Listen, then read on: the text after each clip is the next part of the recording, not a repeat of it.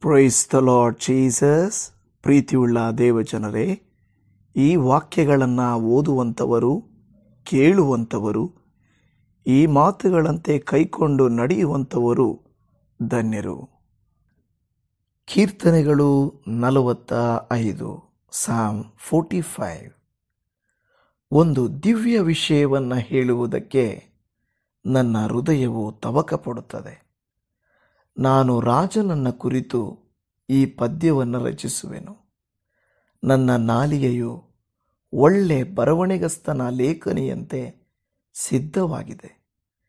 ನೀನು ಎಲ್ಲ ಮನುಷ್ಯರಿಗಿಂತ ಅತಿ ಸುಂದರನು, ನಿನ್ನ ಮಾತುಗಳು ಬಹಳ ಮಧುರ. ಇದರಿಂದಲೇ ದೈವಾನುಗ್ರಹವು ಯಾವಾಗಲೂ ನಿನ್ನ ಮೇಲಿದೆ ಎಂಬುದು ನಿನ್ನ ಬಾಯ ಮಾತುಗಳಿಂದ ಸ್ಪಷ್ಟವಾಗುತ್ತದೆ.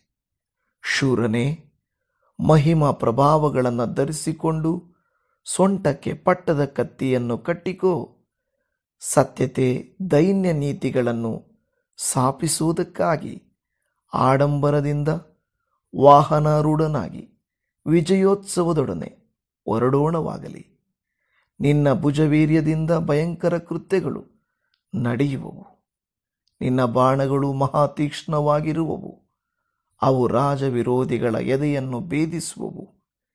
ಶತ್ರು ಜನಾಂಗಗಳು ನಿನ್ನ ಪಾದದ ಕೆಳಗೆ ಬೀಳುವವು. ದೇವರೇ, ನಿನ್ನ ಸಿಂಹಾಸನವು ಯುಗ ಯುಗಾಂತರಗಳಲ್ಲಿಯೂ ಇರುವುದು. ನಿನ್ನ ರಾಜದಂಡವು ನ್ಯಾಯಸ್ಥಾಪಕವಾದದ್ದೇ. ನೀನು ಧರ್ಮವನ್ನು ಪ್ರೀತಿಸಿದಿ, ಅಧರ್ಮವನ್ನು ದ್ವೇಷಿಸಿದಿ. ಆದದರಿಂದ ದೇವರು, ನಿನ್ನ ದೇವರೇ, ನಿನ್ನನ್ನು ನಿನ್ನ ಜೊತೆಗಾರರಿಗಿಂತ ಉನ್ನತ ಸ್ಥಾನಕ್ಕೆ ಏರಿಸಿ ಪರಮಾನಂದ ತೈಲದಿಂದ ಅಭಿಷೇಕಿಸಿದ್ದಾನೆ. ನಿನ್ನ ದಿವ್ಯಾಂಬರಗಳು ರಕ್ತಬೋಳ ಹಗರು ಚಂದನಗಳಿಂದ ಎಷ್ಟೋ ಸುವಾಸನೆ ಉಳ್ಳವುಗಳಾಗಿವೆ. ಗಜದಂತ ಮಂದಿರದೊಳಗೆ ಉತ್ಕೃಷ್ಟ ವಾದ್ಯಗಳು ನಿನ್ನನ್ನು ಆನಂದಗೊಳಿಸುವವು. ನಿನ್ನ ಸ್ತ್ರೀ ಪರಿವಾರದಲ್ಲಿ ರಾಜಕುಮಾರಿಯರೂ ಇದ್ದಾರೆ. ಪಟ್ಟದ ರಾಣಿಯು ಓಪೀರ್ ದೇಶದ ಬಂಗಾರದ ಆಭರಣಗಳಿಂದ ಭೂಷಿತಳಾಗಿ ನಿನ್ನ ಬಲಭಾಗದಲ್ಲಿ ನಿಂತಿರುವಳು. ಎಲ್ಲವೂ ಕುಮಾರಿಯೇ, ನನ್ನ ಮಾತನ್ನು ಕೇಳಿ ಆಲೋಚಿಸು. ಸ್ವಜನರನ್ನೂ ತವರು ಮನೆಯನ್ನೂ ಮರೆತು ಬಿಡು.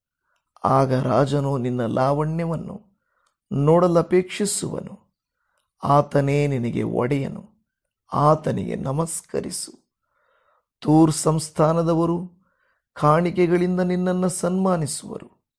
ಪ್ರಜೆಗಳಲ್ಲಿ ನೀತಿವಂತರು ನಿನ್ನ ದಯೆಯನ್ನು ಕೋರುವರು.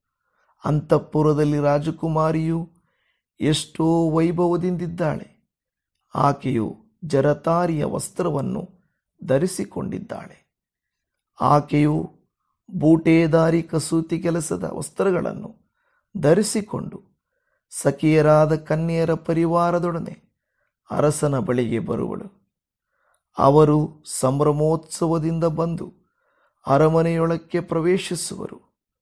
ಅರಸನೇ, ವಂಶ ಪಾರಂಪರ್ಯವಾಗಿ ಬಂದ ಸ್ಥಾನದಲ್ಲಿರುವುದಕ್ಕೆ ನಿನಗೆ ಮಕ್ಕಳು ಹುಟ್ಟುವರು.